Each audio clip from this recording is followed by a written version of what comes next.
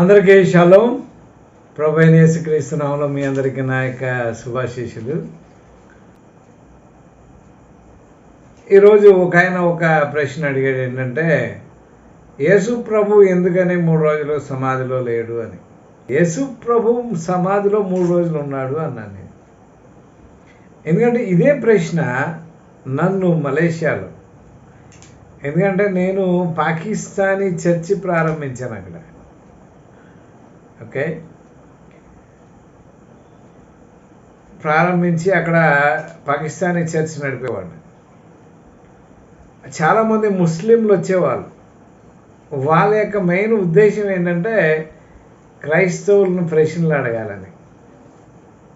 So అక్కడ కొన్ని ప్రశ్నలు అడుగుతున్నారు. అదే ప్రశ్నలు చాలామంది మన హిందూ సోదరులు మన క్రైస్తవులను అడుగుతున్నారు.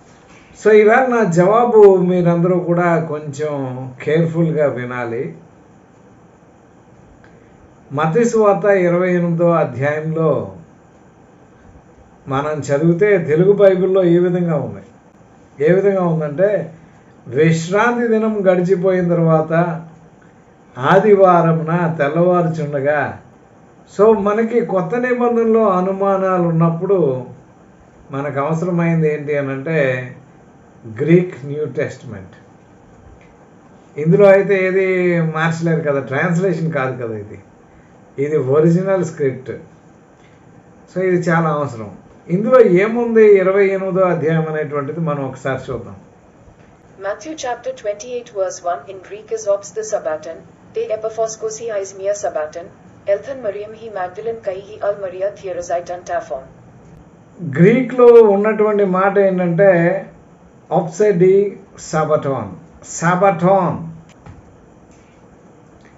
సబటోన్ అంటే ఏంటి అని అంటే ప్లూరల్, విశ్రాంతి దినముల తరువాత, on the end of the sabbaths, when the first day of the week began to dawn, Maria Magdalene and the Maria came to see. ఇప్పుడు ఈ యొక్క సమాధిని చూడడానికి మరియమ్మ, మగ్దలేని మరియమ్మ ఇద్దరు వచ్చారు. ఎప్పుడు వచ్చారు? సబ్బాతులు ముగిసిపోయిన తర్వాత. తెలుగు బైబిల్లో ఏముంది? తెలుగు బైబిల్లో ఉన్నటువంటి మాట ఏంటంటే విశ్రాంతి దినము. ఎందుకంటే ట్రాన్స్లేటరు వారానికి ఒకటే కదా విశ్రాంతి దినం ఉంటుంది. విశ్రాంతి దినములు ఏంటి?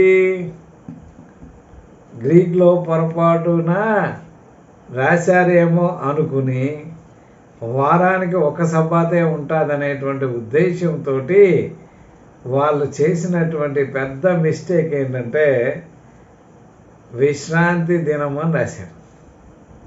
యోహాను సువార్త 19వ అధ్యాయం 30వ వచనం దగ్గర నుంచి నేను చదువుతాను. యేసు ఆ చిరకను పుచ్చుకొని సమాప్తమైనదని చెప్పి తల వంచి ఆత్మను అప్పగించాను. ఆయన చనిపోయాడు. ఆ దినము, ఆయన చనిపోయిన దినం ఏంటి అని అంటే సిద్ధపరచు దినము అని అంటే ఏంటంటే పస్కా ఎప్పుడు వస్తుంది? మనము నిర్గమకాండము 12వ అధ్యాయంలో చూస్తే, మొదట్లో మనం చదివితే, మోషే అహరోనులు ఐగుప్తు దేశంలో ఉండగా యెహోవా వారితో ఇలాగ సెలవిచ్చెను, నెలలలో ఈ నెల మీకు మొదటి నెల. సో మార్చ్, ఏప్రిల్ అనేటువంటిది ఏదైతే ఉందో అది ఇశ్రాయేలీలకు మొదటి నెల. మీరు ఇశ్రాయేలీల సర్వ సమాజంతో ఈ నెల దశమి నాడు, యోహాను సువార్త 12వ అధ్యాయంలో దశమి నాడు లాజరు ఇంట్లో ఉంటాడు ఆయన. వారు తమ తమ కుటుంబముల లెక్క చెప్పున ఒక్కొక్కడు గొర్రె పిల్లనైనను మేక పిల్లనైనను, అనగా ప్రతి ఇంటికి ఒక గొర్రె పిల్లనైనను లేక మేక పిల్లనైనను తీసుకొనవలెను. ఇదే విషయం మనం 1 కొరింథీయులు 5:7లో చదువుతాం. ఏంటి అని అంటే, గనుక పాతదైన పులిసిన పిండితోనైనను దుర్మార్గతయు దుష్టత్వమును పులిపిండితోనైనను కాకుండా నిష్కాపట్యమును సత్యమును పులియను రొట్టెతో పండుగ ఆచరింతము. ఇది అపొస్తలుడైన పౌలు చెప్పినటువంటి మాట. ఎందుకనంటే ఈ గొర్రెపిల్లని ఎవరైతే తీసుకొని వస్తారో వాళ్ళు చేయాల్సినటువంటి పని ఏంటి అని అంటే, అది గుడ్డుదా కుంటిదా ఏ లోపం లేనిదై ఉండాలి. ఆ యొక్క బలి పశువు ఏ లోపం లేనిదై ఉండాలి. అది దశమి నాడు టెస్ట్ చేయాలి. అలా చేసిన తర్వాత ఈ మొదటి నెల 14వ దినం 7వ వచనం చెప్తున్నాను, 14వ దినం వరకు దానిని పరీక్షించవలేదు.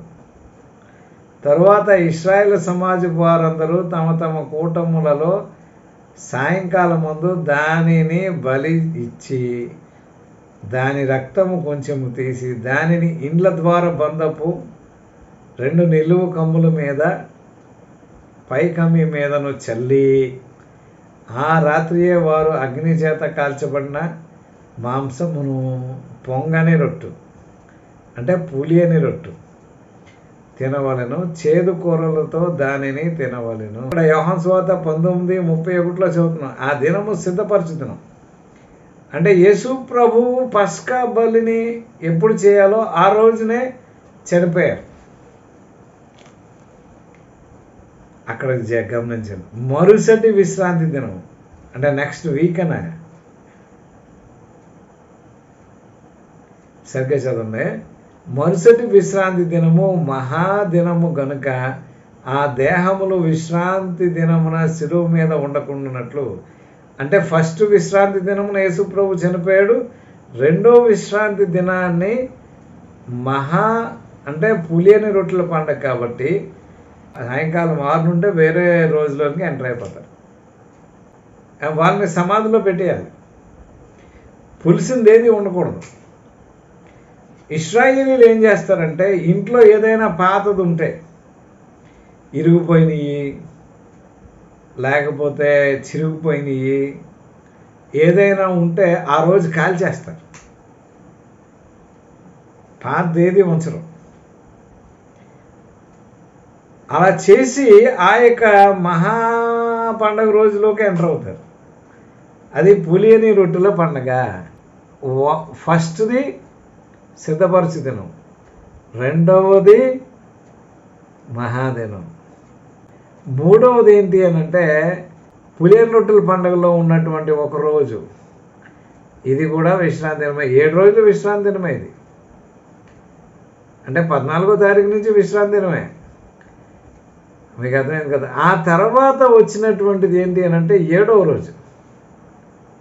సో 7వ రోజున శనివారం అనొచ్చా?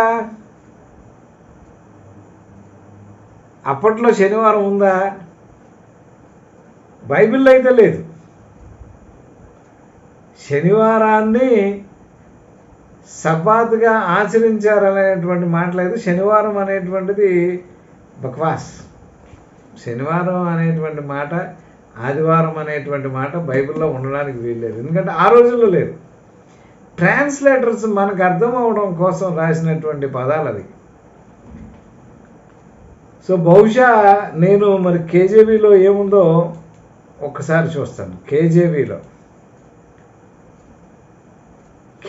అలా లేదు.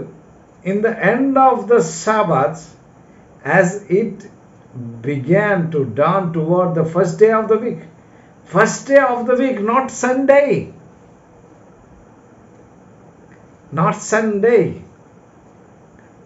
First day of the week.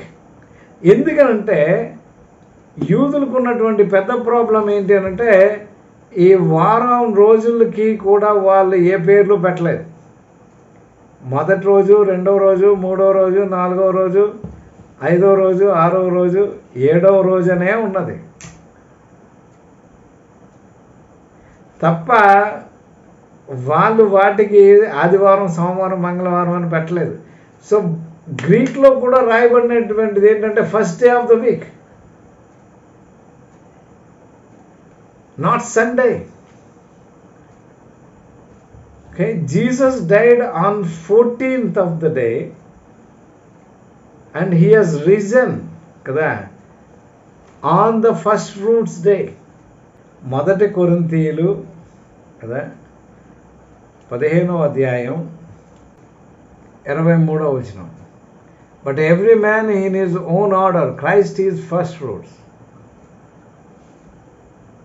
ప్రథమ ఫలాలు రోజు 18వ తారీఖున వస్తుంది. సో యేసు ప్రభువు 14వ తారీఖున చనిపోతే 15వ తారీఖు సమాధిలో ఉన్నాడు, 16వ తారీఖు సమాధిలో ఉన్నాడు, 17వ తారీఖుని సమాధిలో ఉన్నాడు, 18వ తారీఖున బయటకు వచ్చాడు. First fruits. How can you call Sunday?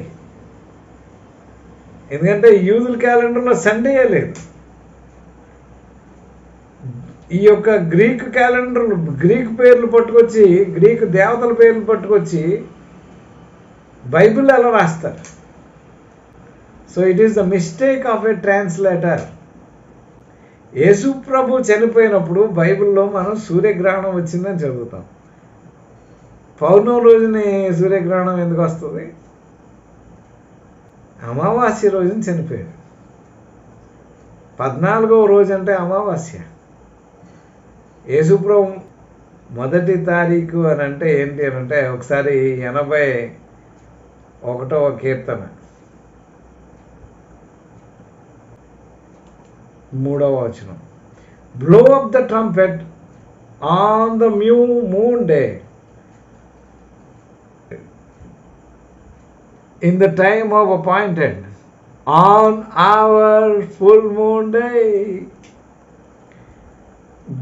ఈ హీబ్రూలో దాన్ని ఏమన్నారో ఒకసారి చూద్దాం. కెసే అంటే పౌర్ణమి. కానీ తెలుగులో ట్రాన్స్లేషన్లో పౌర్ణమి అమావాస్య ఒకే రోజు అని రాశారు. కారణం ఏంటంటే ట్రాన్స్లేటర్స్ ఉపయోగించింది ఏంటంటే బ్రాహ్మిన్స్ని ఉపయోగించారు. న్యూ మూన్ డే అంటే ఏంటంటే గ్రీక్ వాళ్ళకి న్యూ మూన్ డే అంటే క్రిసెంట్. బట్ బైబిల్లో crescent is not moon day, full moon day, not crescent.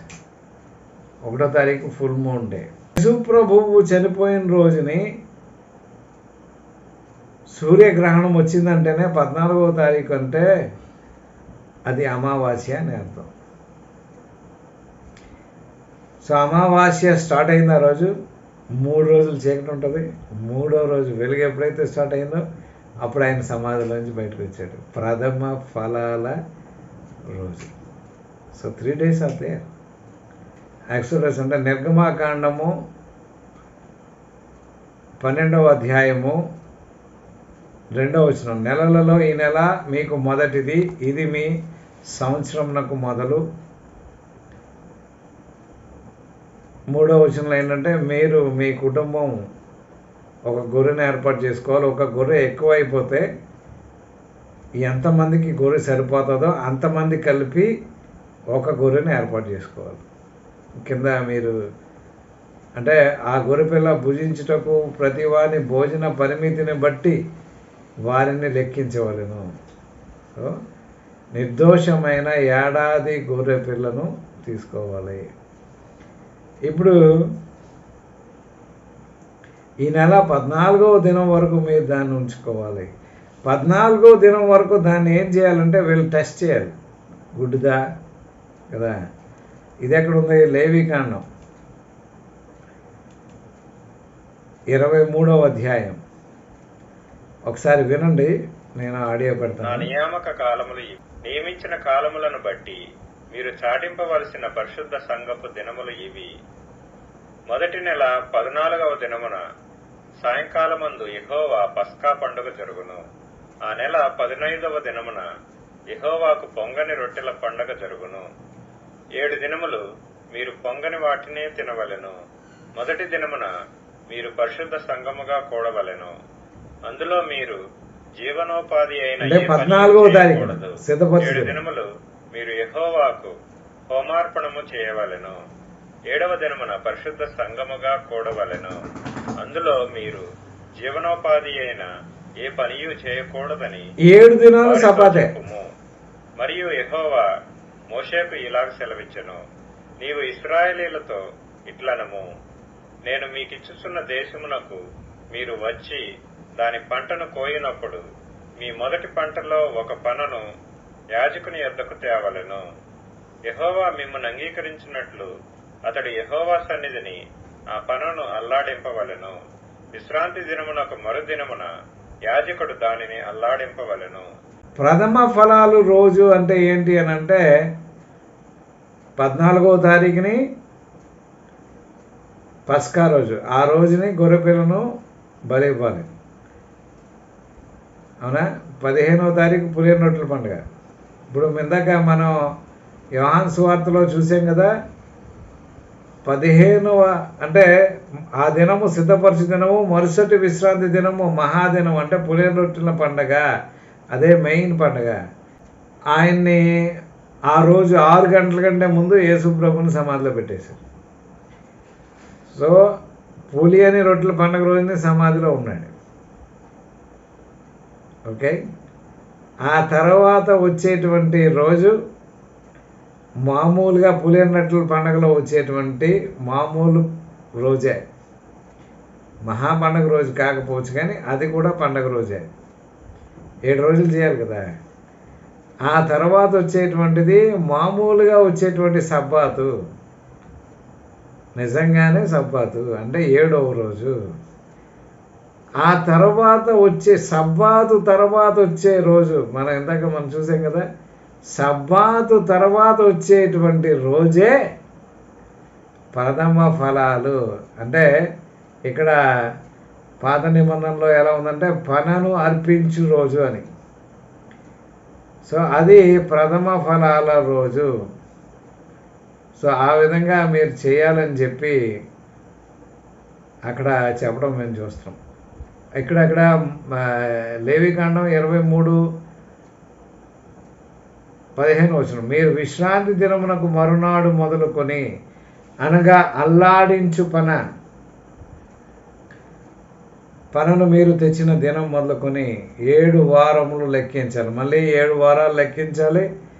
ఆ తర్వాత రోజు 50వ రోజు కదా, అది పెంతెకొస్తు రోజు. ఆ హీబ్రూ భాషలో సబావోత్.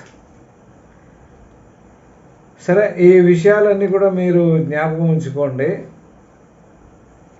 ఈ పండగలకు మనకి అర్థమైతే తప్ప మనకి కొన్ని వాస్తవాలు అర్థం కావు. సో గుడ్ ఫ్రైడే చేయటం అనేటువంటిది బైబిల్లో లేదు. గుడ్ ఫ్రైడే అనేటువంటి మాట బైబిల్లో లేదు. మీరు యూదుల ఆచార ప్రకారం చేస్తారా, లేకపోతే రోమన్ల ఆచార ప్రకారంగా చేస్తారా? రోమన్లకు ఏంటంటే 1వ రోజు అంటే అమావాస్య. 1వ రోజు యూదులకి ఏంటంటే ఫుల్ మూన్ డే, పౌర్ణమి. అమావాస్య బైబిల్లో 14వ రోజు. యేసు ప్రభు చనిపోయింది అమావాస్య రోజుని, పౌర్ణమి రోజున కాదు. సో ఈ విషయాన్ని మీరు జాగ్రత్తగా గుర్తుంచుకోవాలి. మీరు ఒకసారి ఏం చేస్తారంటే యోహాను సువార్త 12వ అధ్యాయం. కాబట్టి యేసు తాను మృతుల్లో నుండి లేపిన లాజరు ఎందుకనంటే, ఇప్పుడు మరియమ్మ కాదు, ఆదాము అవ్వలు పండు తిన్న తర్వాత చనిపోయారు కదా.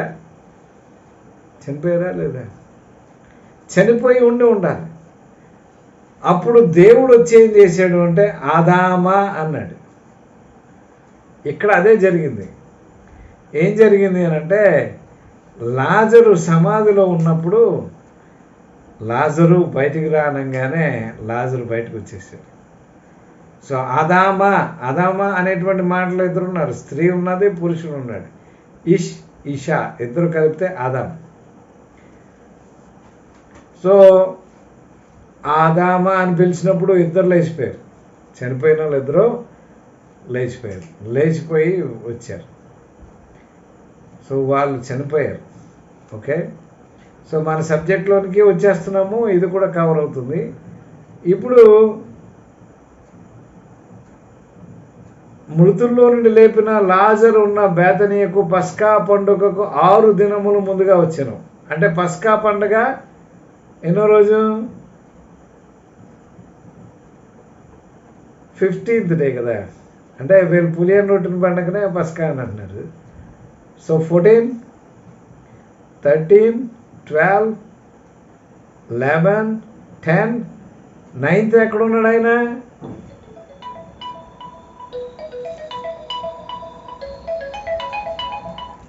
నైన్త్న ఎక్కడున్నాడు ఆయన? లాజర్ ఇంట్లో ఉన్నాడు. 6 దినాల ముందు లాజర్ ఇంట్లో ఉన్నాడు. మార్త ఉపచారం చేసెను, లాజరు ఆయనతో కూడా భోజనము నాకు కూర్చున్న వారిలో ఉన్నాడు. అప్పుడు మరియ మిక్కిలి ఈ ఒక మరి వచ్చింది. ఓకే, ఇదే అలా ఉంచేయండి. అక్కడ ఉన్న తర్వాత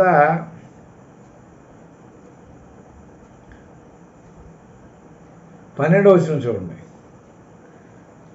మరునాడు ఆ పండుగ అంటే 10వ తారీఖు.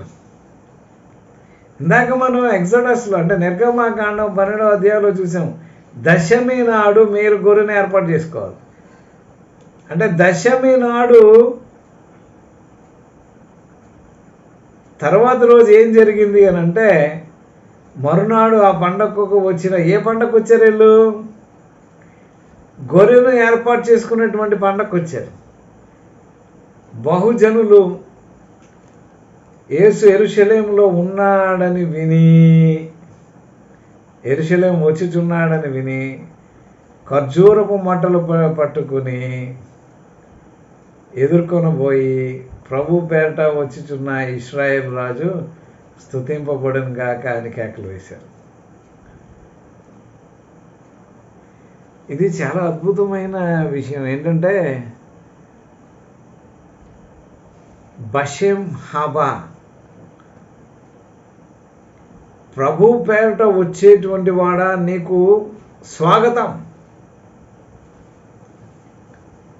యేసు ప్రభు ఇంకొక పేరు ఏంటో తెలుసా? బషెం అంటే ఏంటో తెలుసా? యెహోవా. యెహోవా పేరులో వస్తున్నవాడా. హషెం, యెహోవా. బషెం అంటే ఏంటంటే ఇన్ ద నేమ్ ఆఫ్ యెహోవా. ఆ పేరులో వస్తున్నవాడా నీకు స్వాగతం అని పాటలు పాడుతున్నాడు. 118వ కీర్తన. 118వ కీర్తన చదివితే ఇంకా చాలా విచిత్రంగా ఉంటుంది. ఎందుకనంటే తృణీకరింపబడిన రాయి మూలకు తలరాయి అయ్యింది అనేటువంటి కీర్తన పాడతారు. బలి, ఈ యొక్క పస్కా పశువుని బలిస్తారు కాబట్టి ఆ బలిపాట. ఇప్పుడు యేసుప్రభు వస్తుంటే 118వ కీర్తన,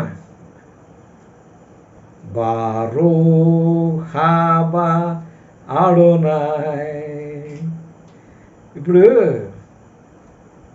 నీకు స్తోత్రం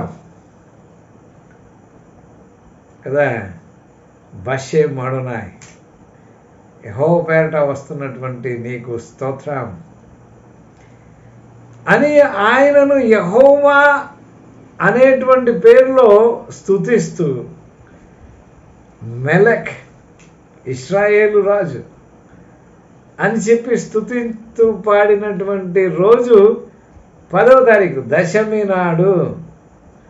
3 రోజులు ఆయన యెరూషలేములో ఉండిపోయాడు. మళ్ళీ ఇంకెక్కడికి వెళ్ళా. ఎందుకంటే 3 రోజులు ఏం చేయాలంటే వీళ్ళు గుడ్డుదా కుంటుదా కదా, దాంట్లో ఏమైనా లోపాలు ఉన్నాయా పరిశోధన చేయాలి. ఇప్పుడు యేసుప్రభు గుడ్డువాడు కుంటాడని కాదు, ఆయనలో పాపం ఉందా అని పరిశీలన చేయాలి. యేసుప్రభు అక్కడ మీలో ఎవరు నాలో పాపం ఉందని స్థాపించగలరు అని ఛాలెంజ్ చేశాడు. చాలా అద్భుతమైన విషయం. 3 రోజులు యెరూషలేము దేవాలయంలోనే ఉంటాడు. ఆయన మాటలు చాలా ఆశ్చర్యమైన మాటలు. నేనే దేవుణ్ణి అని చెప్పినటువంటి సందర్భం ఇదే. హల్లెలూయా. సో ఆ 3 రోజుల తర్వాత 14వ తారీఖుని ఆయన్ని, అంటే ఇశ్రాయేల్ క్యాలెండర్ ప్రకారం 14వ తారీఖున ఆయన సిలువేయబడ్డాడు. ఎలాగైతే ఆయన గురించి ముందు రాయబడ్డదో అలాగే ఆయన సిలువేయబడ్డాడు, ఆయన చనిపోయాడు. ఎందుకంటే యెషయా 55వ కీర్తన, యెషయా 53వ అధ్యాయం, యెషయా 53వ అధ్యాయంలో ఆయన గురించి రాయబడినటువంటి మాట ఇదే. అనేక మంది కొరకు తను తాను బలిగా అర్పించుకున్నటువంటి వాడు ఆయనే. చాలామంది నీతిమంతులుగా మార్చినటువంటి వాడు ఆయన. సో ఇప్పుడు మీకు విషయం అర్థమైంది అనుకుంటున్నాను. ఎందుకంటే ఆయన తిరిగి లేచింది ప్రథమ ఫలాల రోజు. మనం ఇందాక కొరింథీయులకు రాసిన పత్రికలో మనం చదివాము. ఏం చదివాము? కొరింథీయులకు రాసిన పత్రికలో మృతుల్లో ప్రథమ ఫలంగా ఆయన లేపబడ్డాడు. ఆయన పస్కా పశువుగా చనిపోయాడు, మృతుల్లో ప్రథమ ఫలంగా లేపబడ్డాడు. సో ఇదొక అద్భుతమైన విషయం. మీరు వీటినన్నింటినీ కూడా జాగ్రత్తగా పరిశీలన చేయండి. పాస్టర్ గారు అది బైబిల్లో ఉందా లేదా అని అడగండి. మీ పాస్టర్ గారిని కాదు, నన్ను. పాస్టర్ గారు దేవుడిని తెలియకుండా ఎవరో సేవలోకి రారు. కానీ కొంతమందికి ట్రాన్స్లేషన్ మిస్టేక్స్ తెలియకపోవచ్చు. దేవుణ్ణి ఎరిగితేనే ఎవరైనా సేవలోకి వస్తారు. ఏ సేవకుడైనా నాలెడ్జ్తో అవసరం లేదు. నాలెడ్జ్కి దానికి ఏం పని లేదు. They know God. వాళ్ళ హృదయంలో దేవుని కూర్చున్నటువంటి ప్రత్యక్షత ఉంది. ఇది మతం కాదు. They know him. They know him. Hallelujah. So May God bless you. మీకు గుడ్ ఫ్రైడే గురించి అర్థమైంది అనుకుంటున్నాను. ఇంకా ఏదైనా ప్రశ్నలు ఉంటే నన్ను అడగండి. నాకు తెలిస్తే చెప్తాను, తెలియకపోతే ఖచ్చితంగా దాని మీద రీసెర్చ్ చేస్తాను. ఓకేనా? Thank you very much. May God bless you. May God be with you. Amen.